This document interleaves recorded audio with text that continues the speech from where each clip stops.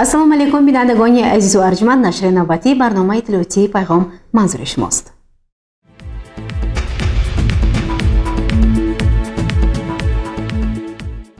намояндагони ҳукумати ҷумҳурии тоҷикистон, мақомоти иҷроияи ҳокимияти давлатии вилояти Суғд ва шаҳри Панҷакент дар ифтитоҳи иншооти гуногун, инчунин дар маъракаи ниҳолшинонӣ дар ҷамоати деҳотии ёрӣ иштирок намуданд. рушди соҳаи тандурустӣ, ғамхорӣ ба саломатии аҳолӣ бо дастури пешвои муаззами миллат президенти ҷумҳурии Тоҷикистон муҳтарам Эмомалӣ Раҳмон дар меҳвари сиёсати иҷтимоии давлат қарор дорад.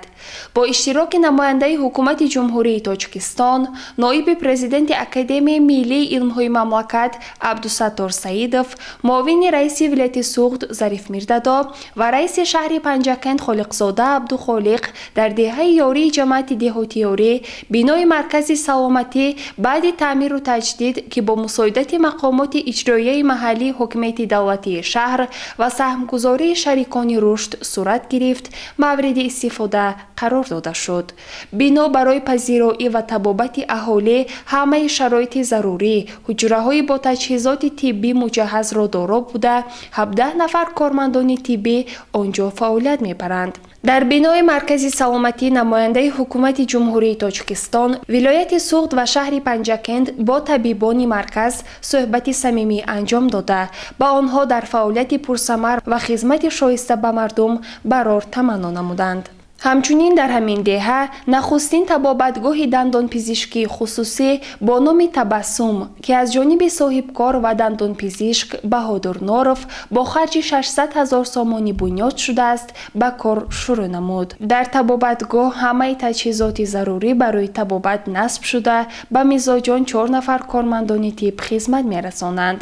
ба соҳибкор барои ин иқдоми наҷиб изҳори сипос карда шуд. ҳамчунин намояндагони ҳукумати ҷумҳурии Тоҷикистон, вилояти Суғд ва шаҳри Панҷакент бо аҳолии ин деҳа суҳбати самимӣ анҷом дода, онҳоро ба корҳои ободониву созандагӣ даъват намуданд. гузориши Сабрина Акрам ва Вашо Ҳусайн Солиҳов.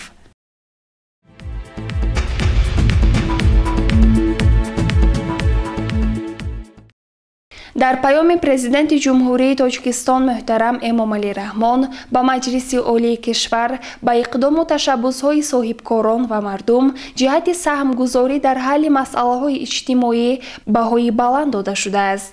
бо иштироки намояндаи ҳукумати ҷумҳурии Тоҷикистон, ноиби президенти Академияи миллии илмҳои ҷумҳурии Тоҷикистон, муовини раиси вилояти Суғд ва раиси шаҳри Панҷакент дар ҳузури сокинони деҳаи рӯзиобноки ҷамоати деҳоти ёрӣ ба хати нави оби нӯшокӣ барои аҳли деҳа об бастанд. ин хати об ва чоҳи амудӣ бо ташаббуси мақомоти иҷроияи маҳаллии ҳокимияти давлатии шаҳр бо саҳмгузории Эркин Ҳаққулов ва сокинони деҳа бо харҷи беш аз 300 000 сомонӣ бунёд шудааст. аз ин ва баъд аҳли деҳа аз оби тозаи нӯшокӣ ки аз қаъри замин кашида мешавад истифода мекунанд. дар суҳбат бо сокинони деҳа барои ин иқдоми нек изҳори миннатдорӣ баён карда шуд.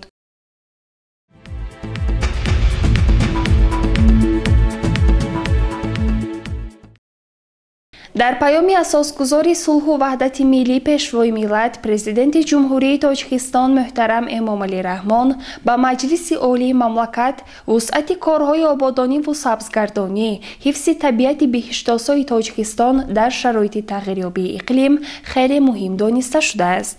ҷиҳати иҷрои ин дастур ва супоришҳои раиси вилояти Суғд Раҷаббой Аҳмадзода, мақомоти иҷроияи маҳаллии ҳокимияти давлатии шаҳри Панҷакент сокинонро ба ниҳолшинонию сабзгардонӣ, ҳашарҳои тозагӣ сафарбар менамояд. ҳамин гуна ҳашари ниҳолшинонӣ дар ҷамоати деҳоти ёрӣ бо иштироки намояндаи ҳукумати ҷумҳурии Тоҷикистон, ноиби президенти Академияи миллии илмҳои ҷумҳурӣ Абдусаттор Саидов, муовини раиси вилояти Суғд Зариф Мирдадо, раиси шаҳри Панҷакент Холиқзода Абдухолиқ ва сокинон дар деҳаи ёрӣ баргузор шуд.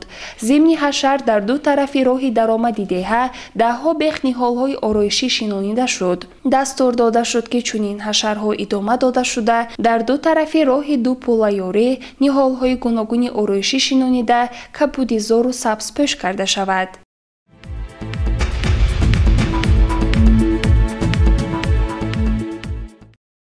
таъмини амнияти озуқавории кишварро дар шароити бӯҳронии ҷаҳон пешвои муаззами миллат Президенти Ҷумҳурии Тоҷикистон муҳтарам Эмомалӣ Раҳмон дар паём ба Маҷлиси Олии мамлакат аз авлавиятҳои сиёсати иқтисодии давлат унвон карданд. Сокини деҳаи ёрии ҷамъияти деҳотиёрӣ Маҳкамбой Руфатов, ки собиқаи зиёди деҳқонию молдорӣ дорад, бо аҳли оилааш фермаи хурди молдорӣ ташкил намуд.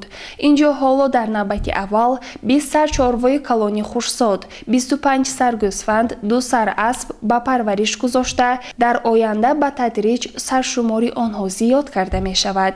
зимни ифтитоҳи фермаи хурди молдорӣ, ки бо иштироки намояндаи ҳукумати Ҷумҳурии Тоҷикистон Абдусаттор Саидов, муовини раиси вилояти Суғд Зариф Мирдадо ва раиси шаҳри Панҷакент Холиқзода Абдухолиқ сурат гирифт, ин иқдоми соҳибкор дар шароити кунунӣ хеле муҳим ва саривақти унвон шуд.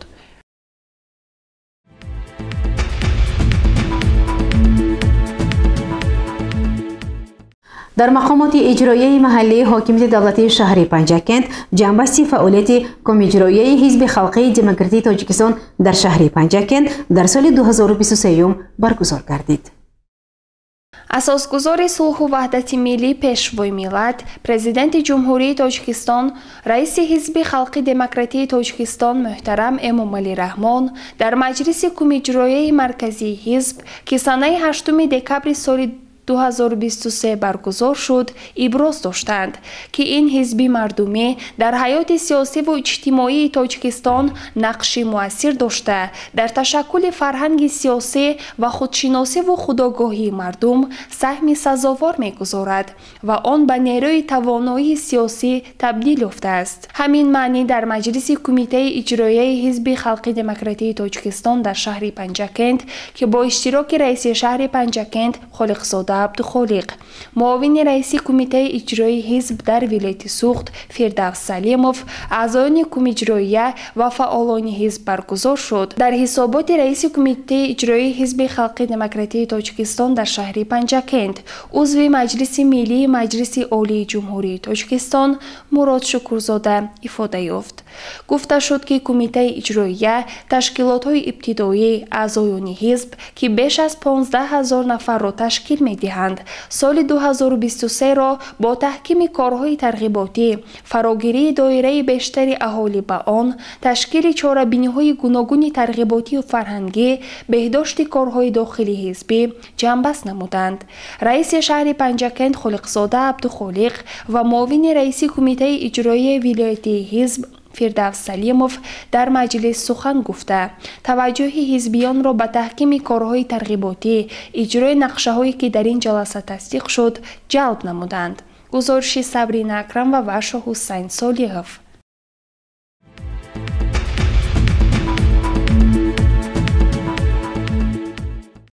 барномаро идома медиҳем.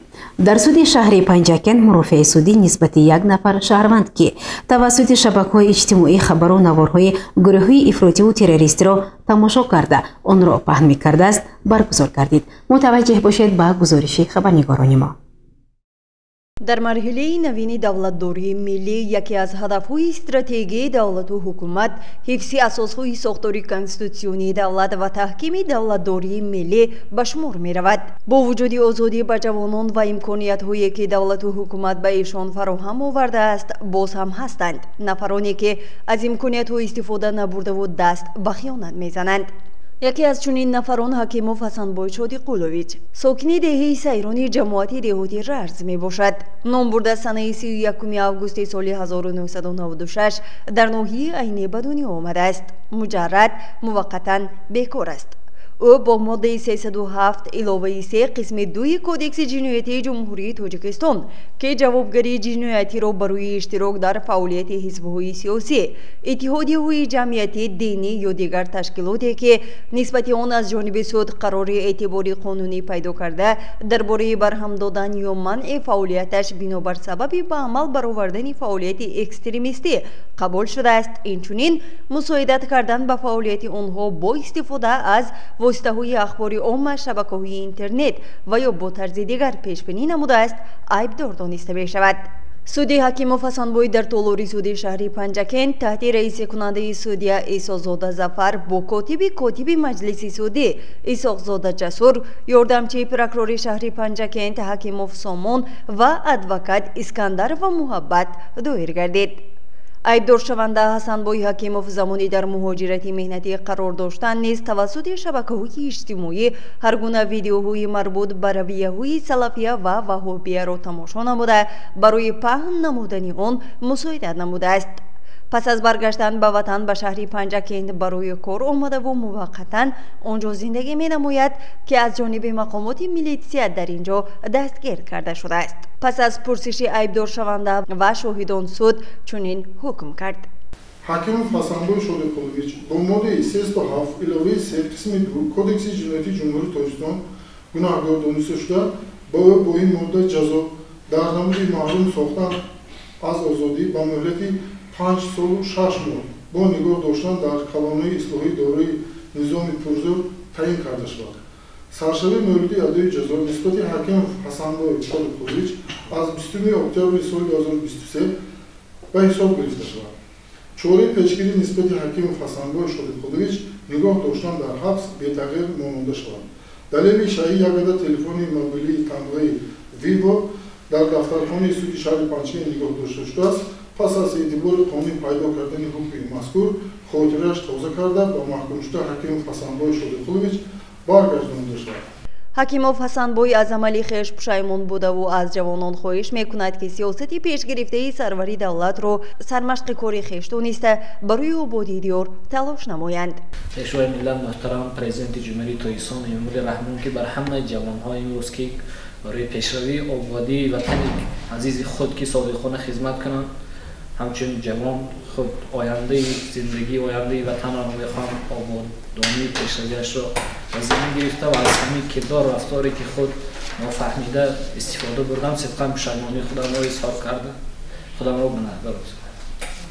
پس از دیدن نتیجه عملی حکیموف حسنبوی باوری داریم که جوانان کشور شبکه‌های اجتماعی را درست و به منفعت خود استفاده خواهند کرد و همیشه برای حمایت دولت و ملت آماده خواهند بود، زیرا حمایت دولت قرض شهروندی هر یک جوان مرد است. گزارش مرتبه رحمان و حسین صالحов.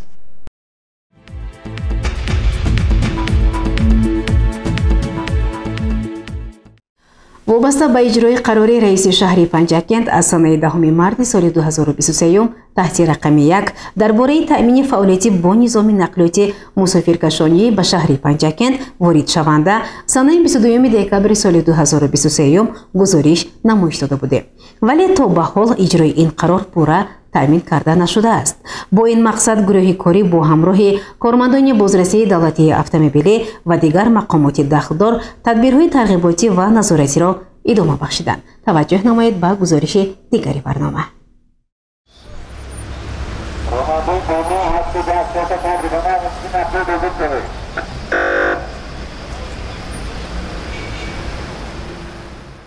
با مقصد اجرای دستور سفارش‌های راهبریت مقامات اجرایی محلی حاکمیت دولتی شهر پنجکند جهت پیشگیری تنبشوی در کوچه‌های مرکزی، رعایت قاعده‌های حرکت در راه، تامین بی‌خطری مسافرکشانی، رعایت نکردن توقفگاه‌ها، خط حرکت و دیگر مقررات قانونی، گروه کاری با صلاحیت تدبیرهای نظارتی و کارهای ترغیباتی را در این روند ادامه بخشیدند.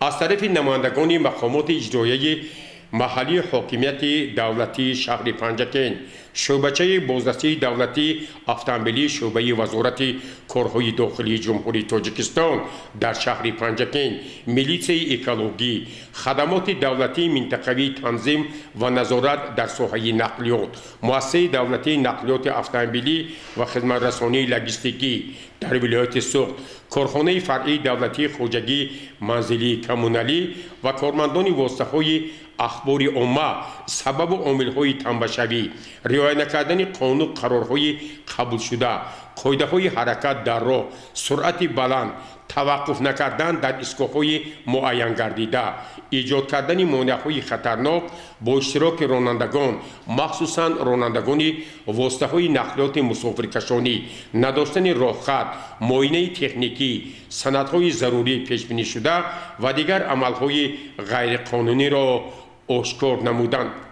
مورد ذکر است که نمایندگان مسئول خدمات دولتی منطقوی تنظیم و نظارت در ساحه نقلیات مؤسسه دولتی نقلیات اتومبیلی و خدمات رسانی لوجستیکی در ولایت سوخت اندیشه و ملاحظات خویش را چنین بیان کردند. سردار شعبه ریاست خدمات دولتی نظارت و تنظیم در ساحه نقلیات منطقه زرافشان شراف و فولمجان احمدویچ درباره تنبشوی در واسطه نقلیات در شهر پنجکین ما در اساس قرار رئیس شهر پنجکین تحت رقم 101 از 10 مارس 2023 سال نقشه چهاربینی تصدیق کردیم. در این نقشه چهاربینی ما با کارمندان میلیسه اکولوژی و بازرسی دولتی اتومبیلی شهر پنجکین با مؤسسه دولتی نقلیات اتومبیلی خدمات رسانی لوجستیکی یک جمله کارهای به انجام رساندیم و در اساس همین ما همه روزه در مرکز شهر پنجکین فعالیت خود را میبریم. اوید تنبشوی واسطه نقلیات و توقف نکردن در جای ایستگاه‌ها درباره همین در راننده ها کارهای فرماندهی میبریم و اوید خواهرانکنی ماموری آشکار گردیده ما پروتکل های خواهرانکنی ماموری ترتیب میدیم. من سردار مؤسسه شعبه مؤسسه دولتی نقلیات اتومبیلی خدمات رسانی لوجستیکی در منطقه زرافشان رحم‌الله خوبجو وظیفه اساسی ما این است که در ناحیه پنجکین همگی در منطقه زرافشان سه بعضی تکنولوژی وجود دارد از آن جمله یک بعضی دوران جمعیت سهامی دوران بعضی جمعیت سهامی بارکشان و در ناحیه عینی جمعیت سهامی قاسم جان این اساسی وظیفه ما برای همین مؤسسه برای که تمام خط‌سیری که اونا وابسته شده است همون رو خط‌سیری رو که شهادتنامه رو درست کرده با راه ماندن همین کار. خب از طرف مؤسسه شما کمبودی هم آشکار شدگی؟ از طرف مؤسسه ما کمبودی کسی آشکار شده کسی هم که برای که تنبشوی واسطه نقلیات که امروز کسی که از طرف قرار رئیس شهر که تصدیق رقم 101 از ماه مارس و تصمیم شده است برای همین ما تمام خسائر را در اساس قرار رئیس شهر برای تنبه نشدن و جاهای معین کرده شده و واسطه کردن خسائر را جور باید تاکید کرد که رانندگان واسطه‌های نقلیات مسافرکشانی نیز این تدبیر را به منفعت همگان معنیداد کردند. ایستگاه داریم از روی نبات من باید سر میتونم من رحمت به گیاه هستند لیسنزیا هست همه وقت ما را طرف این نظارت هست؟ نظارت هست 100%. من تصور کنید ببینید کوچه‌ها و ماشین‌ها چقدر فریادهای نقص هست. من شما راننده چی باید کرد که همین تنبشویه در پنجکین ما در شهر کم کنیم؟ من نظارت کرده اساساً نشانی گایی لیسنزیا و خودی شوفرها هم همچون راننده شما چی میگید؟ ما همچون راننده طرفداری همون گفته شما همین استفاده می‌کنیم. شخصا نقلیات شما در کجا می‌ایستد؟ در وانه چیه؟ بازار هما می‌ایستد از همونجا از روی نوبت سر می‌تید یک تا می‌بینم به خط سر آدمای میگیرن و به همون مسافرهای به جایشان میرسونن. همین طلبات شما رعایت میکنید؟ رعایت کرده ایستادیم.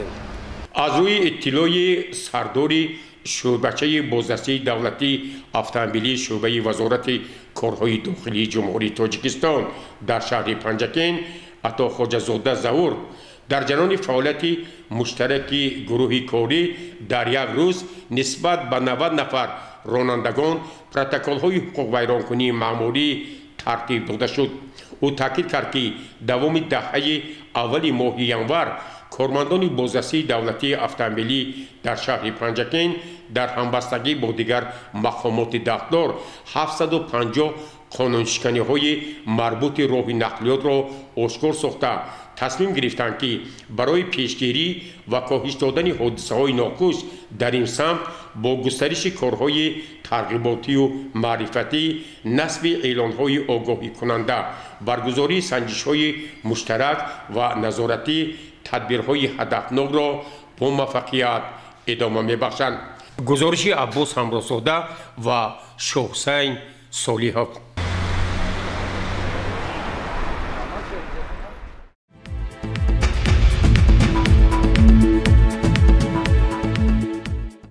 тамошобинони азиз, ҳоло бошад ба як эълон таваҷҷӯҳ намоед.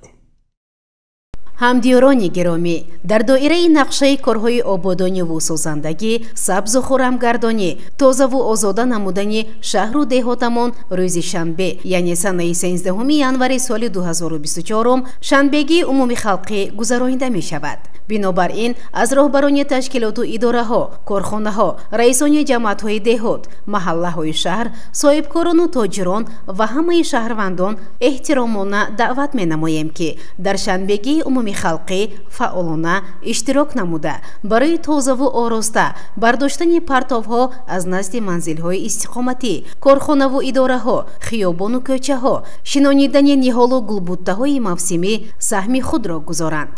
марҳамат ба шанбегии умумихалқӣ.